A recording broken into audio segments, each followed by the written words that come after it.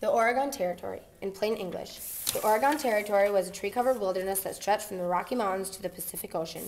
In 1819, Oregon was claimed by 4 nations: Russia, Spain, Great Britain, and the United States. Spain gave up its claim to Oregon as part of the treaty to purchase Florida. A few years later, Russia dropped out. That left the United States and Great Britain. For the time being, the 2 nations agreed to a peaceful joint occupation on the 49th parallel. But when President Polk won the election in 1844, with slogans like "All of Oregon or None" and "54-40 or Fight," he was determined to annex Oregon. But President Polk didn't want Oregon enough to start a war with Great Britain. The debate over the Oregon Treaty was fierce. Southern and Eastern senators favored the treaty because they saw no reason to go to war over worse than useless territory on the coast of the Pacific. Western senators opposed the treaty. They wanted all of Oregon, not just half of it. June 18, 1846, the Senate ratified the compromise treaty by a vote of 41 to 14.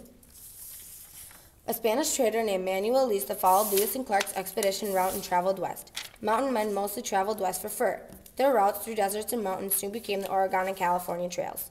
The Oregon Trail was founded by a young fur trapper in 1824. His name was Jedediah Smith.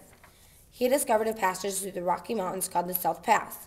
Unlike the high, steep passes used by Lewis and Clark, this expedition was low and flat enough for wagons to go through easily. People wanted to move west because of the fertile soil and towering forests that the first American missionaries talked about. The settlers described it as a pioneer's paradise because the weather was always sunny, disease was unknown, trees grew thick as hair on a dog's back, and the farms were free for taking.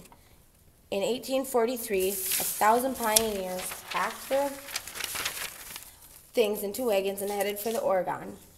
A year later, almost twice as many people rushed to Oregon. They called this the Oregon Fever.